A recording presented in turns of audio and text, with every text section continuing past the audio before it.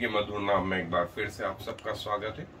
और जैसा कि हम आत्माएं जीतने के बारे में देख रहे हैं और हमने यशायाह नबी के पुस्तक में देखा, हमने लूका रचित सुसमाचार में देखा कि परमेश्वर जो है हमारे जीवन से अल्टीमेटली चाहता क्या है, और यही हमारा एंड पॉइंट है, हमारा अंतिम बिंदु, हमारे जीवन का अंतिम बिंदु। हम किसी भी क्षेत्र में रहें, यदि अंतिम बिंदु वो है, वो ये कि हमारे द्वारा कितनी आत्माएं प्रभु के राज्य में आई, कितना सुसमाचार हम कर पाए, कितना लोगों को प्रभु के बारे में बता पाए। और इस कड़ी में जो है प्रभु की आखिरी आज्ञा भी, जब वे स्वर्गारोहण की तरफ जा रहे थे तो प्रेरितों के काम की पुस्तक में उन्होंने चेलों से कहा, जो मैं आपके लिए पढ़ रहा हूं, प्रेरितों के काम की पुस्तक का पहला अध्याय और उसका छठी आयत से मैं आपको आगे के लिए पढ़ रहा हूं। प्रेरितों के काम की पुस्तक उसका पहला अध्याय उसकी छठी आयत से। सो उन्होंने इकट्ठे होकर उससे पूछा कि हे प्रभु, क्या तू इसी समय इजराइल को राज्य फेर देगा?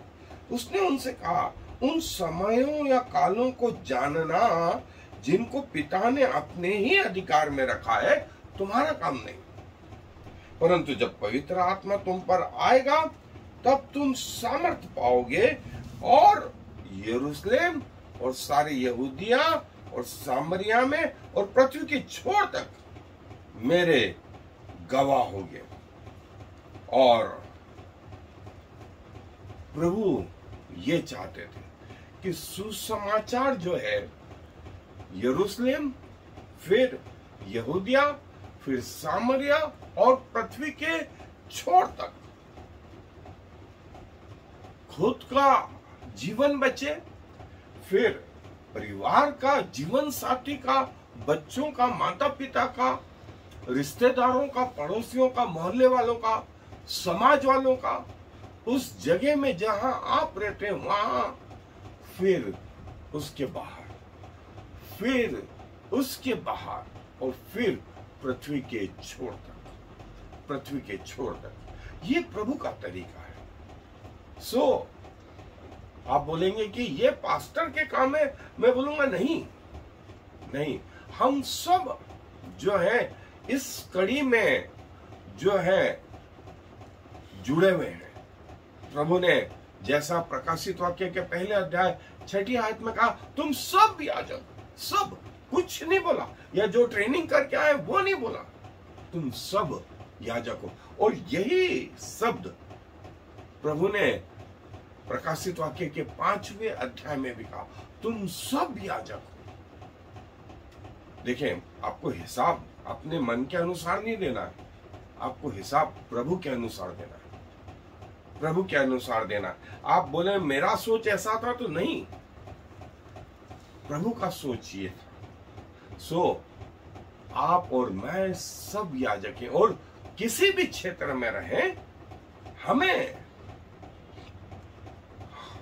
प्रभु के लिए कार्य करना ही है, किसी भी क्षेत्र में रहें। जैसा मैंने पहले भी बताया कि यदि मेडिकल के क्षेत्र में, यदि टीचिंग के क्षेत्र में, यदि ऑफिस में है, यदि स्पोर्ट्स में है, यदि आर्मी में है, यदि म्यूजिक में है, या किसी भी क्षेत्र में आप कहें, किसी भी क्षेत्र में, आपका अंतिम बिंदु यह है कि आप कितने आत्माओं को उन तोड़ों के द्वारा, उन टैलेंट के द्वारा प्रभु के पास ला पाए। आप कहेंगे मेरे पास तो टैलेंट ही नहीं। आपके दो आंखें, आपके दो कान, आपके नाक, आपका मुंह, आपके हाथ, आपके पांव, आपके गुर्दे, आपका फेफड़े, आपका हृदय, ये सब टैलेंट है, ये सब टैलेंट है। इनका हिसाब आपको देना है, इनका हिसाब आपको देना है। सो तैयार रहें। और बाइबल इस विषय में और बहुत कुछ बताती, और हम जो है सोल विनिंग, इसको डिटेल में देखना चाहते हैं कि कैसे हमारा प्रभु भी जो है इस विषय में बहुत गंभीर रहा और डायरेक्ट इनडायरेक्ट तरीके से प्रभु ने बहुत सारी बातें जो है अपने वचन में इस विषय में कही। सो हम उनको धीरे धीरे करके देखते जाएंगे। सो आए मेरे साथ अध्ययन करें। ऐसे तो कई मेथड हैं, लेकिन हम कुछ महत्वपूर्ण चीजों को देख रहे हैं कि कैसे हम एक आत्मा जीतने वाले योद्धा बने। और जो है इसके लिए जो है हमारे जीवन में ये कि प्रभु जो कार्य हमारे जीवन में आपने किया हमारी अयोग्यताओं के बावजूद, और जो मोक्ष का, उद्धार का, नजात का, साल्वेशन का, पाप क्षमा का जो अनुभव हमें दिया है वो हम हमारे जीवन साथी में भी चाहते, हमारे बच्चों में चाहते, दूसरों में चाहते। और ये दूसरों के लिए जो भार है ये होना आवश्यक, तब जाके आप दुआ करेंगे, तब जाकर के आप उनके लिए जो है कोशिश करेंगे, तब जाकर आप उनके लिए उपवास रखेंगे। और ऐसा ये एक दिन का परिवर्तन नहीं है, ये एक लंबी प्रोसीजर है। हो सकता है आप पूरे जीवन भर कार्य कर रहे हो, आपके साथी बराबर वॉच कर रहे हैं और वो ये जानना चाहते हैं कि आपके जैसा जीवन उनमें कैसे आए। बस यही वो मौका है। और आप बहुत सारे हजारों करोड़ों लोगों की बात न करें, लेकिन यदि जीवन में जो है एक आत्मा भी आपने परमेश्वर के लिए जीत ली, आपका जीवन परमेश्वर के राज्य में सफल माना जाएगा। सो पहली चीज आपके लिए, आपके अंदर दूसरों के प्रति ये बोझ आना चाहिए कि प्रभु ये व्यक्ति भी बचाया जाए। और इन लोगों के सामने एक सच्चे गवाह, सच्चे मसीह, हमको लगता है हम प्रचार करेंगे तो काम बनेगा, हम कुछ और ऐसा करेंगे जिससे बनेगा, ट्रैक्ट्स बांटेंगे, बाइबल बांटेंगे, वो अपनी जगह है। लेकिन सबसे महत्वपूर्ण चीज ये भी है, यदि आप ऐसा नहीं कर पाते, यदि आप प्रचार नहीं कर पाते हैं, यदि आप गाने नहीं गा पाते हैं, यदि आप जो है ट्रैक्ट्स नहीं बांट पाते हैं, यदि आप कुछ कर नहीं पाते, तो कम से कम आपका जीवन सबसे महत्वपूर्ण गवाह है। और ये गवाही इतनी महत्वपूर्ण है कि शैतान के ऊपर आपको जय दिलवाती। और ये गवाही भी बोलने की जरूरत नहीं, आपके जीने के तरीके से दूसरे लोग प्रभावित होते हैं। और इन लोगों के सामने जो है एक सच्चा उदाहरण, ताकि लोग आपके अच्छे भले कार्य को देख करके आपके स्वर्गीय पिता की बड़ाई करें, आपके स्वर्गीय पिता की बड़ाई करें। और व्यक्ति ऑटोमेटिक आपके पास जो है खींचता चलाएगा और दूसरों के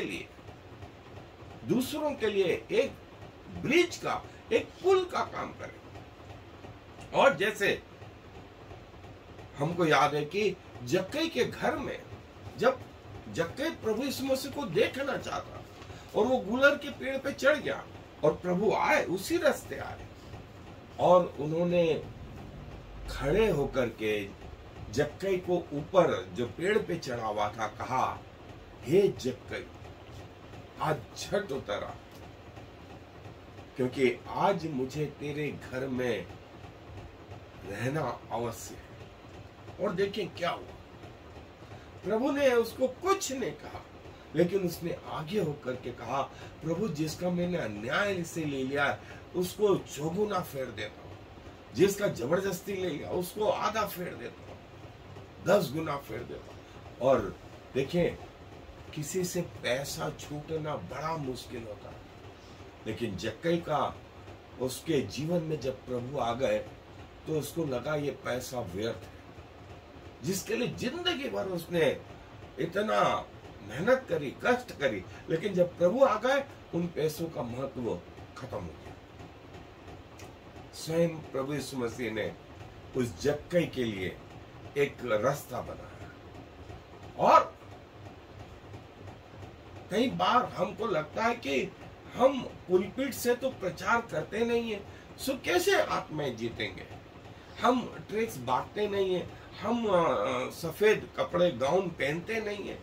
लेकिन जैसा मैंने कहा, प्रभु ने कहा तुम सब याजक हो, चाहे तुम सिविल ड्रेस में रहो चाहे कैसे रहो, जरूरी नहीं कि सफेद याजक कपड़े पहने हुए याजक ही हो, पास्टर या बिशप या मॉडरेटर या पोप या कार्डिनल ही रहे, नहीं नहीं, हम सब इस स्तर पे।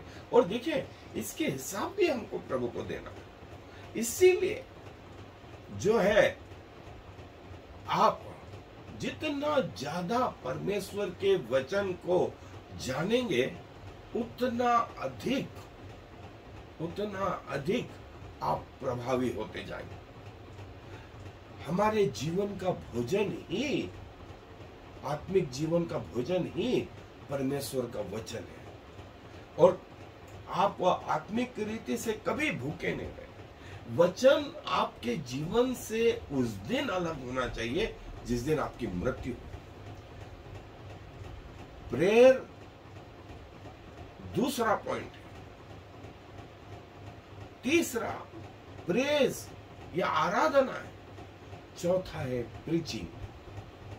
पांचवा है फेलोशिप। छठा है थैंक्स गिविंग। सातवां है फास्टिंग। आठवां है परमेश्वर के भवन में जाएं। ये आपके जीवन में उस दिन खत्म हो जिस दिन आपकी मृत्यु हो। परमेश्वर का वचन आप उस दिन बंद करेंगे जिस दिन आपकी मृत्यु हो। जिस दिन आपकी मृत्यु उस दिन आपकी प्रार्थनाएं बंद होंगी। जिस दिन आपकी मृत्यु उस दिन आराधना आपके द्वारा परमेश्वर के बंद होगी। जिस दिन आपकी मृत्यु उस दिन प्रीचिंग बंद होगी आपके द्वारा। उस दिन आपकी फेलोशिप बंद होगी। उस दिन आपका धन्यवाद देना बंद होगा। उस दिन परमेश्वर के भवन में जाना आपका रुकेगा। उस दिन आपके उपवास रुकेंगे। ये वो 8 चीजें हैं कि प्रभु में ऐसे बढ़े और प्रभु आपके लिए द्वार खोलेगा। प्रभु आपके लिए द्वार खोलेगा। जब आप अपने आप को प्रभु के सामने उपस्थित करेंगे तब प्रभु आपके लिए द्वार खोलेंगे। प्रभु आपके लिए द्वार खोलेंगे कि आप किस रीति से, कब, कहां, क्या बोलना है, ये आपको नहीं मालूम, ये मुझे भी नहीं मालूम। लेकिन ये द्वार जो है प्रभु बोलते हैं कि आत्मा तुमको बताएगा, आत्मा तुमको बताएगा कि कब क्या बोलना है। और उसका परिणाम जो है वो ये कि आप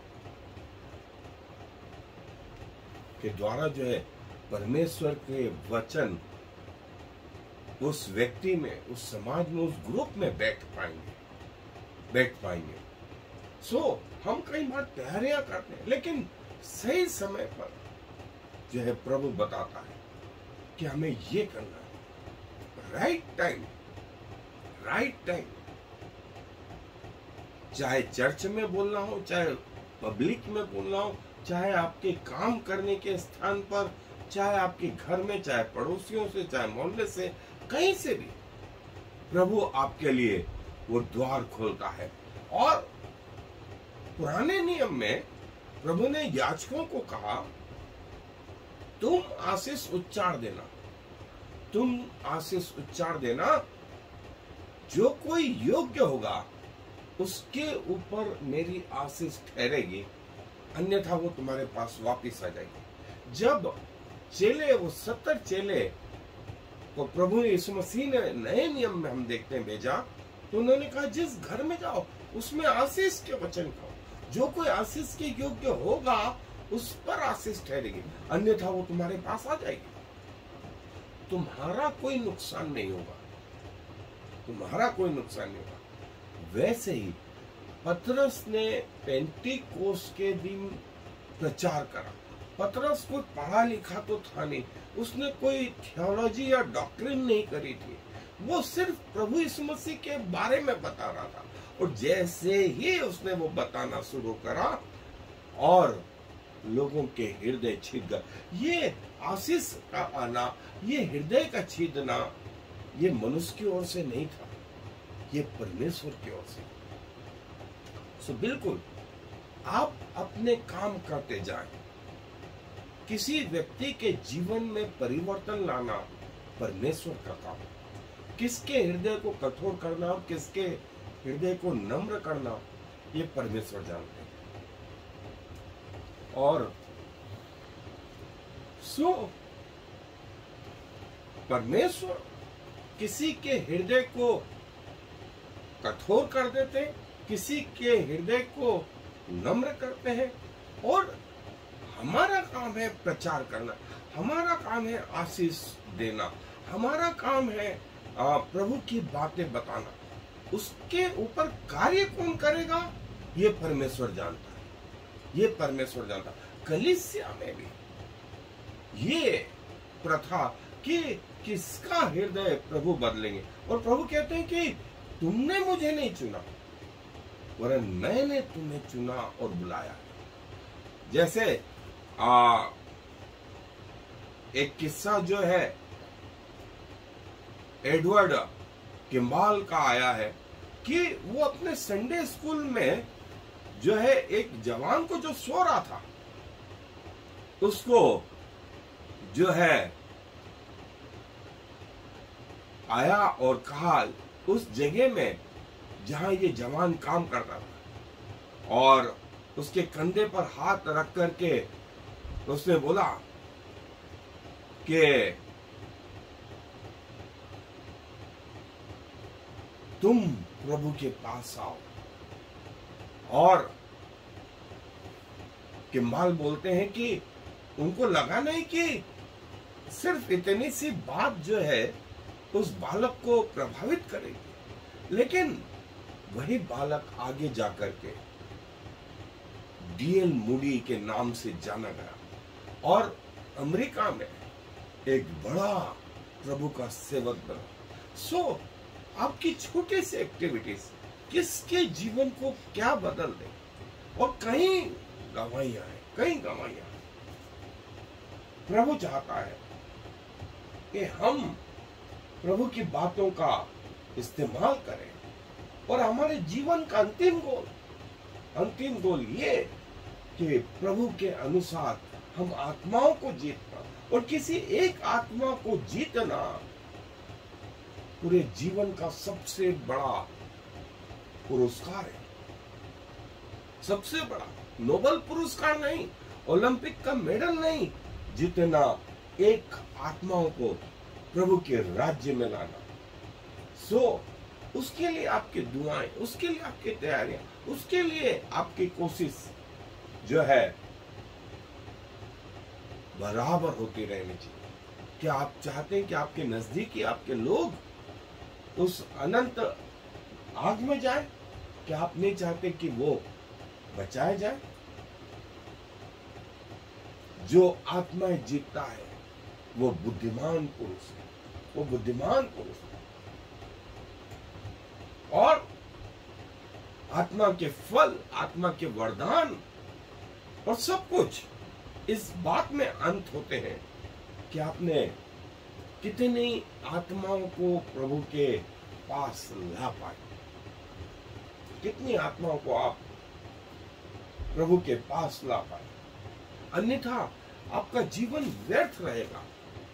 आप 80 साल जिए या 100 साल जिए और आपके हिस्से में एक भी आत्मा ना हो, 100 साल से क्या मतलब? प्रभु तो आपको उसके लिए दोषी ठहराए। प्रभु ऐसे लोगों को चाहता है जो आत्माएं जीतना जानते हैं। आए दुआ करें। प्रभु जी धन्यवाद देते हैं कि हमारे जीवन का कमीशन जो आपने हमें दिया कि अपने अंतिम श्वास तक इस कोशिश में रहें कि हमारे जीवन के द्वारा आपके राज्य में आत्माएं आ पाए। और प्रभु न सिर्फ प्रचार के द्वारा वरन अपने जीवन के द्वारा, और प्रभु जैसा आप वो जक्कई के जीवन में आए, जैसा आप वो सामरी स्त्री के जीवन में आए, और पूरा पूरा गांव, प्रभु हम आपसे सीख पाते हैं कि आपके जीवन का उद्देश्य, आपके पृथ्वी पर आने का उद्देश्य ये कि लोग उस अनंत नरक की बजाय अनंत जीवन में प्रवेश करें। और प्रभु उस कड़ी में आपने हमें भी चुना, हमारी योग्यताओं के कारण नहीं, वरन हमारी कमजोरियों के बावजूद, हमारे अपवित्रता के बावजूद आपने हमें अपना बेटा बेटी बनाया, अपने लहू से हमारे पापों को धोया। हमारे लिए कोई आशा नहीं थी प्रभु, और जिस मार्ग पे हम चल रहे थे वो हमें नरक की ओर ही ले जा रहा था। आपकी बड़ी दया हुई, हम आपको जी से धन्यवाद करते हैं। और प्रभु हमारे जीवन को, हमारे शरीर, हमारे प्राण, हमारी आत्मा को आपको समर्पित करते हैं, और चाहते हैं कि आपके राज्य में एक छोटे से रूप में भी उपयोग में लाए जाए। क्योंकि सारा आदर आपको देते हुए इस विनती को प्रभु यीशु मसीह के नाम से मांगते हैं, आमीन। I am the Lord. There is no other God. I have prepared you even though you do not know me. So all the world from east to west will know there is no other God. I am the Lord, and there is no other.